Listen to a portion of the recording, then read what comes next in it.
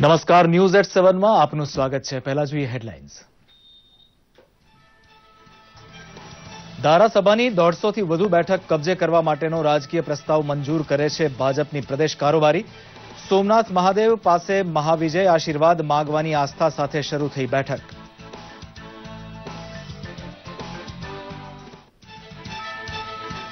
વિધાનસભાની આગામી ચૂંટણીમાં માતબર વિજય માટે મોદી સરકારની સિદ્ધિનો ફાયદો મેળવશે ગુજરાત ભાજપ।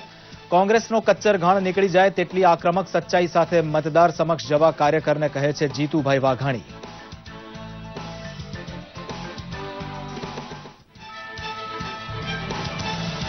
સદાય સૂકા રહેતા બનાસકાંઠા પંથકમાં નર્મદાનું પાણી પહોંચાડવાનું શ્રેય પ્રધાનમંત્રીને આપે છે કેન્દ્રીય મંત્રી હરિભાઈ ચૌધરી। દિયોદરમાં કમ્યુનિટી હોલના લોકાર્પણ પ્રસંગે સમાજ સુરક્ષા વીમા કવચની પોલિસી અચૂક લેવા કર્યો આગ્રહ।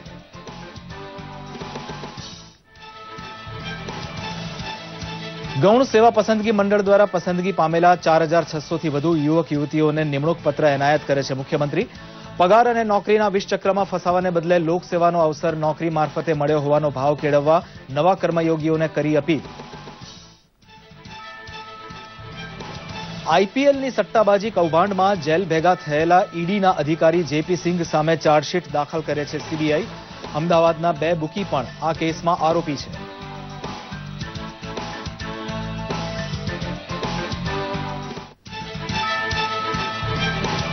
વિશ્વમાં સૌથી શક્તિશાળી માણસો પૈકી 100 વિરલાની યાદી જાહેર કરે છે ટાઈમ મેગઝીન। સૌથી લોકપ્રિય, પ્રતિભાવાન અને પ્રયોગવીર પ્રધાનમંત્રી તરીકે નરેન્દ્ર મોદીનો સૂચિમાં સમાવેશ કરે છે અમેરિકાનું મેગઝીન।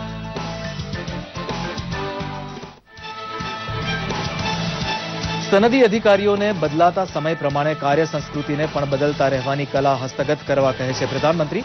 સોશિયલ મીડિયાની તાકાત પારખી વહીવટી સુધારણામાં તેનો ઉપયોગ કરવા આપી શીખ।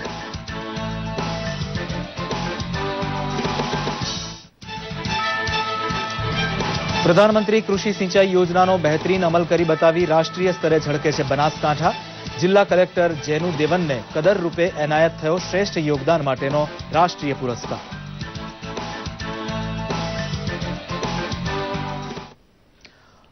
સમાચાર જોઈએ વિગતવાર।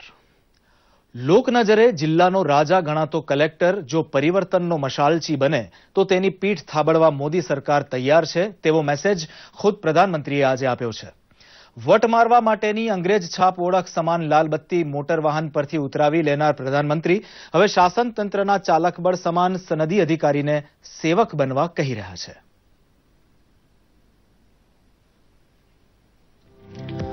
પ્રધાનમંત્રી નરેન્દ્ર મોદીએ બદલાતા સમય પ્રમાણે કાર્ય સંસ્કૃતિ પણ બદલવાનો આગ્રહ સનદી અધિકારીઓને કર્યો છે।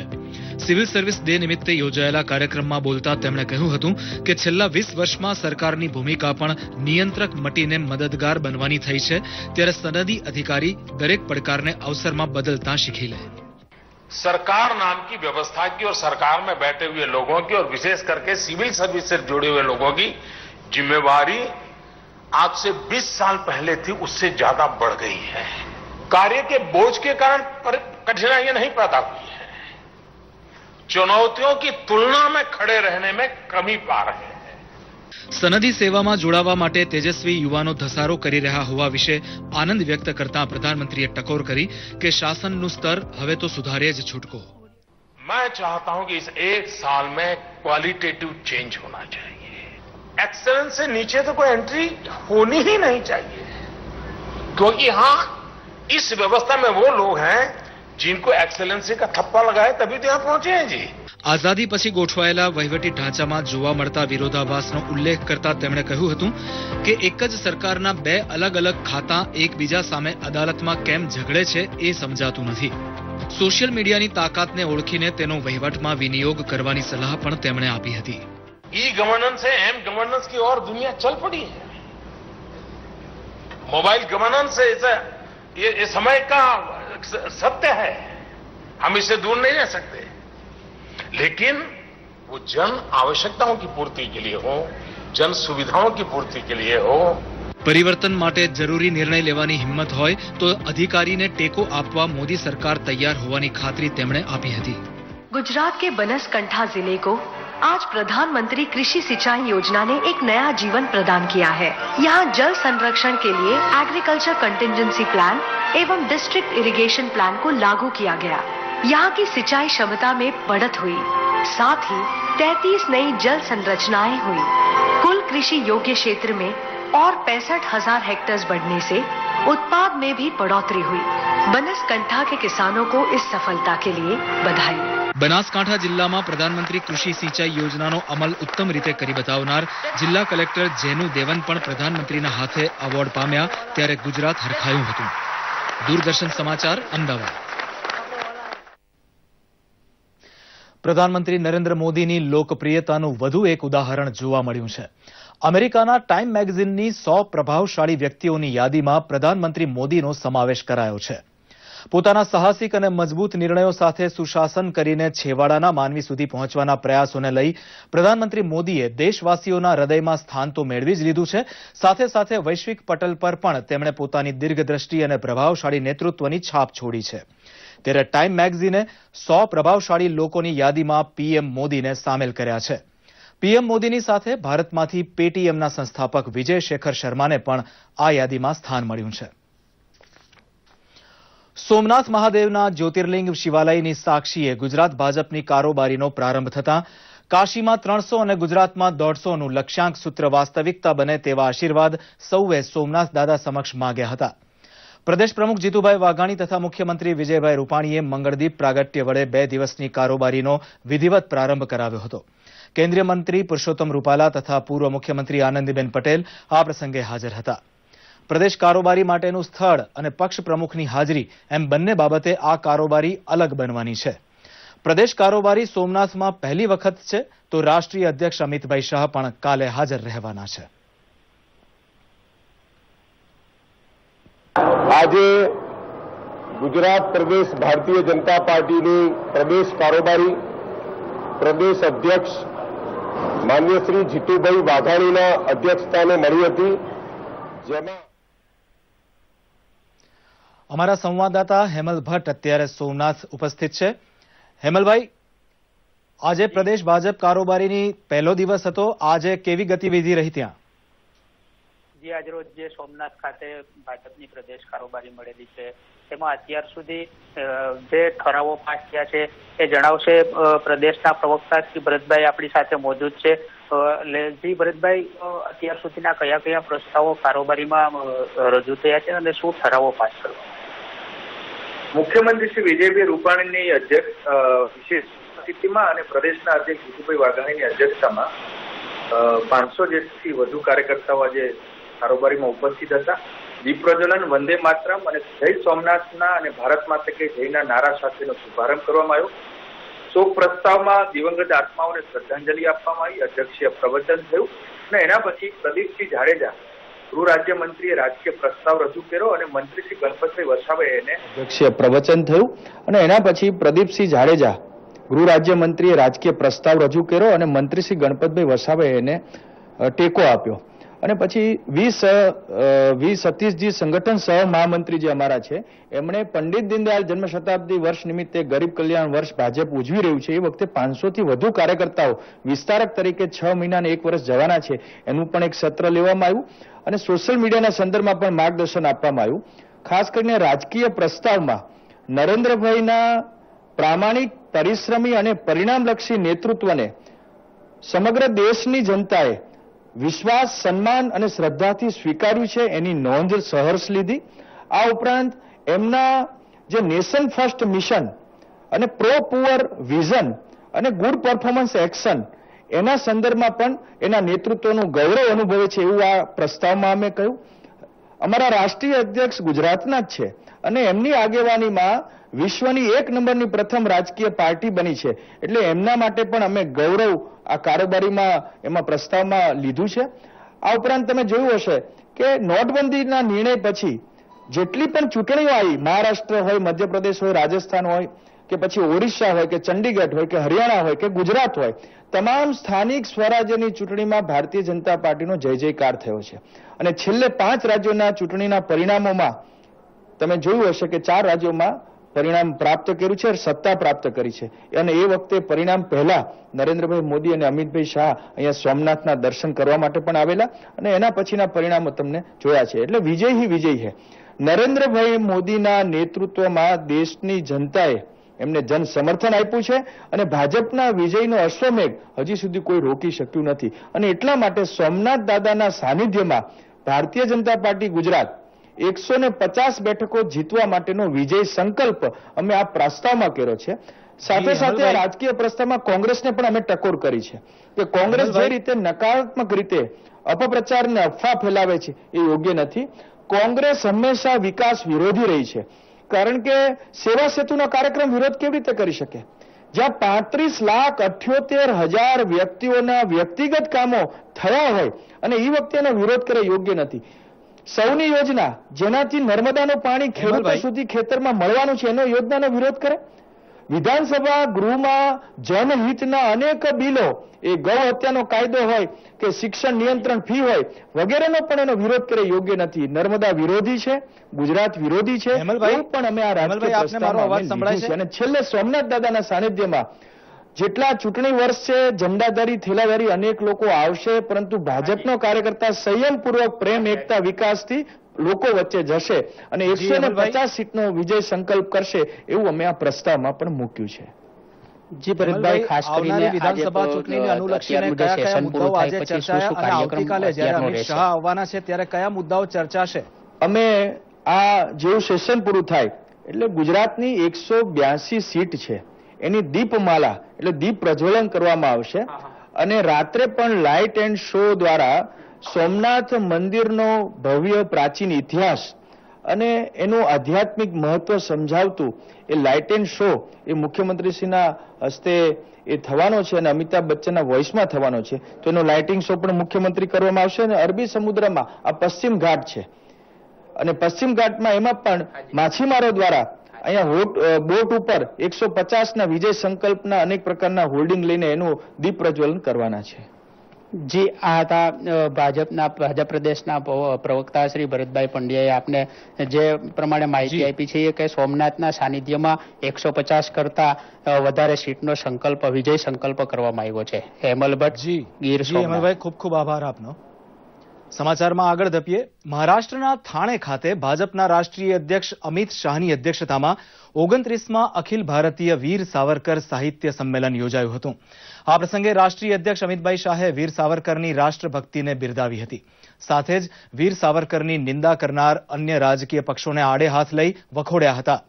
કરોડો લોકો વીરના જીવનને જાણીને જ્યારે જે વ્યક્તિની સામે વીરની ઉપાધિ લગાડે છે ત્યારે તેમને અન્ય કોઈ જ ઉપાધિની જરૂર રહેતી નથી. વીર સાવરકરે પોતાના જીવન દરમિયાન દેશ માટે કરેલા કાર્યોની પ્રસિદ્ધિ નથી થઈ ત્યારે તેમને યાદ કરવા સૌની નૈતિક ફરજ છે. બનાસકાંઠા જિલ્લાના દિયોદર મુકામે 15 લાખના ખર્ચે નિર્માણ પામેલ કમ્યુનિટી હોલનું લોકાર્પણ કેન્દ્રીય મંત્રી હરિભાઈ ચૌધરીએ કર્યું હતું. આ પ્રસંગે સરકારની વિવિધ યોજનાઓનો ઉલ્લેખ કરતા કેન્દ્રીય મંત્રીએ જણાવ્યું હતું કે શક્તિશાળી પ્રધાનમંત્રી નરેન્દ્રભાઈ મોદીના શાસનમાં દેશ વિવિધ ક્ષેત્રે સિદ્ધિઓના શિખર સર કરી રહ્યો છે. આ અંગે રાજ્યમંત્રી કેશાજી ચૌહાણે જણાવ્યું કે સરકારના વિરાટ પ્રયત્નોના પરિણામે બનાસકાંઠા જિલ્લો શિક્ષણ ક્ષેત્રે નોંધપાત્ર પ્રગતિ કરી રહ્યો છે. ઉલ્લેખનીય છે કે કેન્દ્રીય મંત્રી હરિભાઈ ચૌધરી સહિતના અગ્રણીઓએ ઠાકોર સમાજ દ્વારા આયોજિત સમૂહ લગ્નમાં પ્રભુતામાં પગલાં પાડનારા 21 નવદંપતીઓને સુખ સમૃદ્ધિ ભર્યા ઉજ્જવળ જીવનની શુભકામનાઓ પાઠવી હતી. મારી સાંસદની ગ્રાન્ટમાંથી ₹10 લાખ અને માન્ય આ વિસ્તારના લોકપ્રિય ધારાસભ્ય અને માન્ય મંત્રીશ્રી ગુજરાત સરકારના 5 લાખ યા 15 લાખના ખર્ચે સમગ્ર ઠાકોર સમાજ માટે આ કોમ્યુનિટી હોલ એક સુંદર મજાનો બનાવ્યો છે. તો એ બંનેને લોકાર્પણ પણ આજે કરવામાં આવ્યું. દિયોદર વિભાગના સમગ્ર ઠાકોર સમાજના આ સમૂહ લગ્ન પ્રસંગમાં આજે 21 જોડાએ પ્રભુતામાં પગલાં પાડ્યા છે.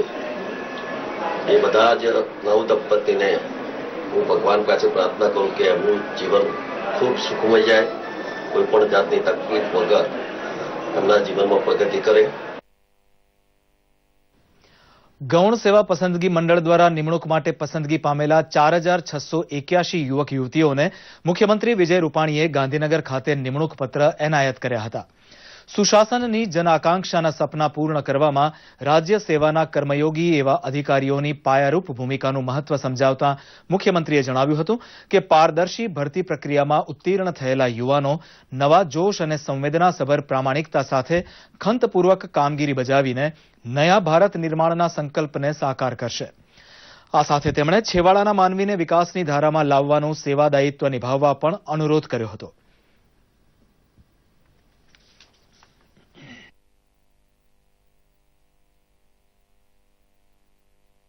મને એ વાતનો આનંદ છે કે સરકારે કીધું હતું કે એપ્રિલ અંત સુધીમાં 67,000 સરકારી નોકરી એટલે કે ટોટલ કર્મચારીઓ એના 15% એક વર્ષમાં ભરતી. આ ઐતિહાસિક ભરતી થઈ છે અને એ દિશામાં અમારો ટાર્ગેટ અમે પૂરો કરી રહ્યા છીએ. 17,000 પોલીસની ભરતીનું રિઝલ્ટ તૈયાર થઈ ગયું છે અને કમ્પ્લીટ થઈ ગયું છે. બસ નવા કર્મચારીઓ બધા એક નવા જોશ સાથે, સંવેદના સાથે, પ્રમાણિકતાથી આ બધી ભરતી પ્રમાણિકતાથી થઈ છે. એક કોઈ ફરિયાદ નથી થઈ, કોઈ કોન્ટ્રાવર્સી નથી થઈ, ક્યાંય પણ જાતની કોઈ દલાલો વચમાં નથી. બધી એ પ્રમાણિકતાથી ભરતી થઈ છે. આ એક મોટી એચિવમેન્ટ છે સરકાર. 2000 કરોડના આઈપીએલ બેટિંગ કૌભાંડ મામલે સીબીઆઈએ ઈડીના પૂર્વ જોઈન્ટ ડિરેક્ટર જેપી સિંઘ ઉપરાંત આ કેસમાં સંડોવાયેલા અન્ય 9 લોકો સામે ચાર્જશીટ દાખલ કરી છે. આ આરોપીઓમાં ઈડી અમદાવાદના તત્કાલીન આસિસ્ટન્ટ ડિરેક્ટર સંજય કુમાર તેમજ અમદાવાદના જ જયેશ ઠક્કર, ચંદ્રેશ પટેલ અને પરેશ પટેલનો પણ સમાવેશ થાય છે. ઉલ્લેખનીય છે કે આ તમામ લોકોની આઈપીએલ ક્રિકેટમાં ભ્રષ્ટાચાર મામલે સંડોવણી હોવાનું ખુલ્યું હતું. સીબીઆઈએ 2000ની બેચના ઇન્ડિયન રેવન્યુ સર્વિસ અધિકારી જેપી સિંઘ અને તત્કાલીન આસિસ્ટન્ટ ડિરેક્ટર સંજય કુમાર પણ બુકીઓ સાથે કરપ્શનમાં સામેલ હોવાનું જણાવ્યું છે. ઉલ્લેખનીય છે કે સિંઘ અને કુમાર ઉપરાંત બીમલ અને ચંદ્રેશ પટેલ નામના 2 બુકીઓની આ વર્ષે જ ફેબ્રુઆરીમાં ધરપકડ કરાઈ હતી. તેઓ હાલ જ્યુડિશિયલ કસ્ટડીમાં છે. વડોદરા રેલવે સ્ટેશન પર હવે કોઈ વ્યક્તિ ફોટો કે સેલ્ફી લેતા કે વિડીયો ઉતારતા ઝડપાશે તો કાયદેસરની કાર્યવાહી થશે. વડોદરા રેલવે સ્ટેશન પર આ પ્રકારની ચેતવણીની નોટિસ મૂકવામાં આવી છે. જો કે કાર્યવાહી રૂપે દંડ કે સજા અંગે હજુ નિર્ણય લેવાયો નથી. તે બાબતે આગામી સમયમાં નિર્ણય લેવાશે તેમ વડોદરા રેલવે તંત્ર દ્વારા જણાવાયું છે. સ્ટેશન માસ્ટરની બાજુની ઓફિસમાં લગાવાયેલી આ નોટિસમાં કર્મચારીઓ માટે ઇમરજન્સી સિવાય મોબાઈલ ફોનના ઉપયોગ પર પણ પ્રતિબંધ મુકાયો છે. રેલવે સ્ટેશન પર ફોટોગ્રાફી અને વિડીયોગ્રાફી પર પ્રતિબંધ તો પહેલેથી જ છે, પરંતુ હવે સુરક્ષાની દ્રષ્ટિએ તેનો કડકાઈથી અમલ કરાવવાની પહેલ વડોદરા રેલવે વિભાગે કરી છે. ऐसे पैसेंजर और उसके बीच में भी हमारे कर्मचारी जो फ्रंट लाइन स्टाफ है उसमें भी एक अच्छी अंडरस्टैंडिंग हो तो उनको भी वो होगा. दूसरा पहलू सेफ्टी का है. सेफ्टी से क्या है कि हमारे ऑपरेशन या सेफ्टी से रिलेटेड जो वर्क है उसमें क्या है कि व्यवधान ना हो तो मोबाइल न यूज करें. इस तरह के भी हमारे इस स्तर से, लोकल स्तर से, डिविजनल स्तर से गाइडलाइंस निकाली गई. જૂનાગઢમાં રાષ્ટ્રવીર છેલભાઈ દવે પોલીસ તાલીમ વિદ્યાલય ખાતે ગૃહ રાજ્યમંત્રી પ્રદીપસિંહ જાડેજાની ઉપસ્થિતિમાં 518 તાલીમાર્થીઓનો દીક્ષાંત સમારોહ યોજાયો હતો. આસિસ્ટન્ટ પોલીસ ઇન્સ્પેક્ટરની તાલીમ પૂરી કરી ગુજરાતની સેવામાં સજ્જ એવા યુવા તાલીમાર્થીઓને પ્રેરક સંબોધન કરતા મંત્રી શ્રી જાડેજાએ જણાવ્યું હતું કે સ્નાતક કે ઇજનેરીનો અભ્યાસ કરી ચૂકેલ શિક્ષિત યુવા શક્તિ રાજ્યની સુરક્ષા માટે આગળ આવી રહી છે, જે ખૂબ જ મહત્વની બાબત છે. ટેકનોલોજી સાથે સંકળાયેલ આ એએસઆઈ કર્મચારીઓ સાયબર ક્રાઇમ ઉકેલવામાં પણ મદદરૂપ થશે.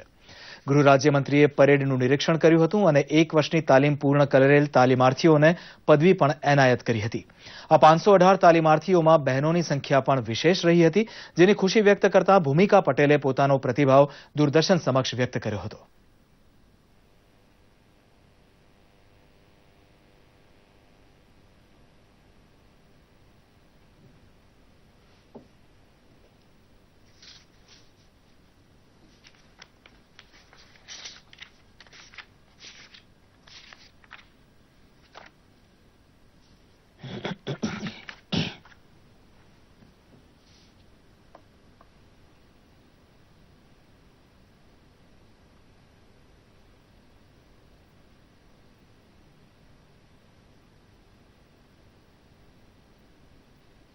આ 518 આસિસ્ટન્ટ પોલીસ સબ ઇન્સ્પેક્ટરની અંદર ગ્રેજ્યુએટ, ડબલ ગ્રેજ્યુએટ, એન્જિનિયર્સ અને બીડીએસ થયેલા કેટલાય સ્ટુડન્ટ્સ મળ્યા છે અને જેના કારણે એમને મોડર્ન ટ્રેનિંગ એમને જે મળી છે એ ટ્રેનિંગના માધ્યમથી ક્રાઇમ ઇન્વેસ્ટિગેશન રેશિયો અને પોલીસ તંત્રની અંદર નવું યંગ બ્લડ ઉમેરાવાના કારણેથી ઉત્તમ પ્રકારની કામગીરી કરવાની અંદર આપણે સારી રીતે પૂર્ણ કરી શકીશું.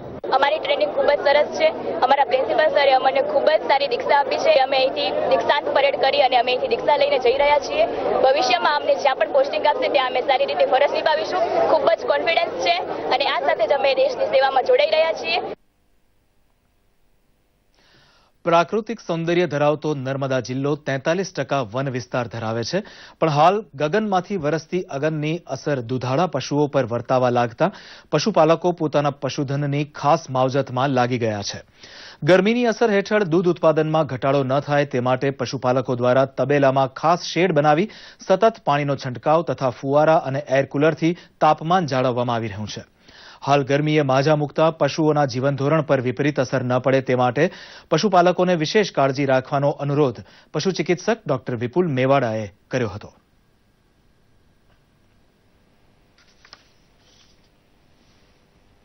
હવે જે મોટા તબેલા હોય છે તે જગ્યાએ કુલર ને એવું મૂકતા હોય છે, તો આવું કુલર ને એવું મૂકવાથી એ પશુઓને ઠંડકના કારણે એને સ્ટ્રેસફુલ કન્ડિશનમાંથી દૂર કરી અને એને એ સ્ટ્રેસફુલ કન્ડિશનમાંથી દૂર રહે એટલે એને એની જે દૂધ ઉત્પાદનની ક્ષમતા હોય છે તેના અંદર કોઈ માઠી અસર પહોંચતી નથી અને એની નિયમિત દૂધ ઉત્પાદનની અસર નિવારી આપણે એને નિયમિત દૂધ ઉત્પાદન પર રાખી શકીએ છીએ. અમારા રોજને રોજ ગરમીના લીધે અમે સતત ચિંતામાં હતા. અમારા પશુપાલન ધંધામાં દૂધનું ખૂબ મોટી આવક ઘટી ગઈ. 43 ડિગ્રી માનવ હેરાન થઈ ગયા હતા. અબોલા પશુઓને આટલી બધી ગરમીથી ત્રાહિમામ પુકારી ગયા હતા, જેના લીધે સતત રોજને રોજ દૂધ ઘટતું જતું હતું. એના લીધે અમે પશુધન માટે એને રોજનું 4 ટાઈમ પાણી પીવડાવીએ છીએ. એના માટે કુલરની વ્યવસ્થા કરી, પંખાની વ્યવસ્થા કરી, સ્પ્રિંકલર કર્યા અને 3 થી 4 ટાઈમ નવડા. કર્મચારીઓની મહેનત, પરિશ્રમ અને વફાદારીને બિરદાવવા સુરતની ડાયમંડ કંપની દ્વારા પોતાના જૂના 125 કર્મચારીઓની પત્નીને ટેકનોલોજીથી સજ્જ એક્ટિવા સુરત યુનિવર્સિટીના કુલપતિ દક્ષેશ ઠાકરના હસ્તે આપવામાં આવ્યા હતા. 2010માં ભાડાના મકાનમાં શરૂ થયેલી દીર્ઘ ડાયમંડ કંપની આજે 400 કરોડના ટર્નઓવર સાથે ભારત સહિત વિવિધ દેશોમાં વ્યવસાય કરી રહી છે, જેની પાછળ કંપનીના જૂના કર્મચારીઓના સિંહ ફાળાને બિરદાવવાના હેતુસર આ કાર્યક્રમ યોજાયો હોવાનું કંપનીના ભાગીદાર લક્ષ્મીદાસ વેકરિયાએ જણાવ્યું હતું. કર્મચારીઓની વફાદારીને જીતવા માટે પગાર ઉપરાંત કેટલા પરિબળ કામ કરે છે તેનો પ્રયોગ કરવામાં સુરતનો હીરા ઉદ્યોગ મોખરે છે.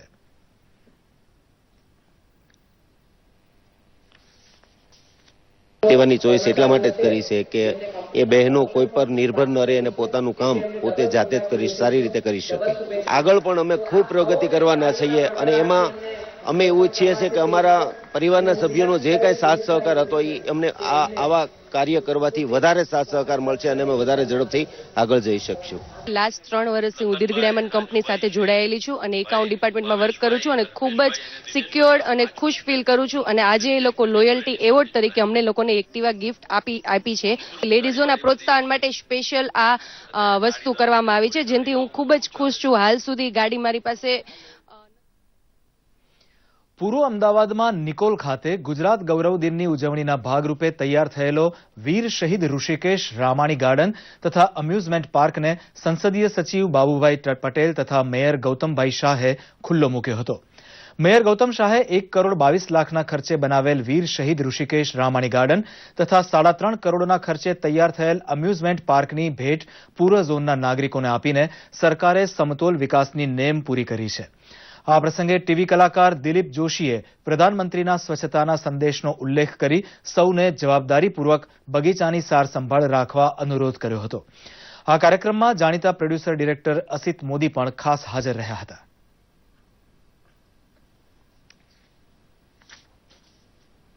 પૂર્વ વિસ્તારના નાગરિકોને સૌથી મોટો ગાર્ડન આજે આ પ્રાપ્ત થયો છે અને એનાથી પૂર્વ વિસ્તારના નગરજનોમાં ખૂબ જ લાગણી સાથે જોડાયેલા આ ગાર્ડનથી ખૂબ જ લોકો અભિપ્રેત થયા છે. 1 કરોડ 22 લાખના ખર્ચે આ ગાર્ડન બન્યો છે અને 3.5 કરોડના ખર્ચે એમ્યુઝમેન્ટ પાર્કનું આજે લોકાર્પણ થયું છે. આટલું વિશાળ અને આટલું મોટું ગાર્ડન કોર્પોરેશને આ વિસ્તારના લોકોને જે ભેટ આપ્યું છે એના માટે કોર્પોરેશનનો જેટલા અભિનંદન આપીએ એટલા ઓછા છે. એટલે આપ એને વાપરો, એનો યુઝ કરો, સુંદર રીતેનો ઉપયોગ કરો, પણ એની સાથે સાથે એને સ્વચ્છતા પણ એમાં રહે એનું ખાસ ધ્યાન રાખજો. જામનગરના ઢીંચડા ગામે કોમી એકતાના પ્રતીક સમા મુરાદાશાહ પીર વલીના ઉર્સને છેલ્લા 40 વર્ષોથી હિન્દુ અને મુસ્લિમ બિરાદરો દ્વારા ઘોડા અને ઊંટની રેસ યોજીને ઉજવવામાં આવે છે, જેમાં જામનગર ઉપરાંત આસપાસના ગ્રામજનો આસ્થાભેર ભાગ લેતા હોય છે. જે નિમિત્તે યોજાયેલ ઘોડા રેસમાં અશ્વ સવારોએ ઉપસ્થિતોને રોમાંચિત કર્યા હતા. નોંધનીય છે કે આજના બુલેટ ટ્રેન અને જેટ વિમાનના યુગમાં પણ જામનગરના નાનકડા ઢીંચડા ગામના હિન્દુ મુસ્લિમ બિરાદરો પરંપરાગત રીતે આ તહેવારની ઉજવણી છેલ્લા 40 વર્ષથી જાળવી રાખી છે.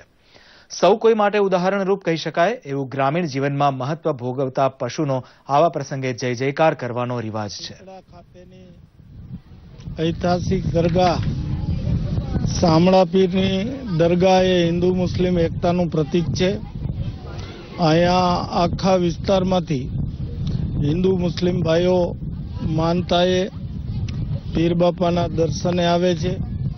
દર વર્ષે અહીંયા મોટો ઉર્સનો તહેવાર ઉજવાય છે. 25-30 વર્ષથી આ ઉત્સવ દાદાનો થાય છે. અહીંયા મેળો ઉજવાય છે. ઘોડા, ઊંટગાડી, બળદગાડી આનો રેસ થાય છે. અમે આ વર્ષોથી ઉજવીએ, હિન્દુ મુસલમાન મિક્સ થઈ અને ઉજવીએ છીએ. ન્યૂઝ 8/7 માં આજે બસ આટલું જ. નમસ્કાર.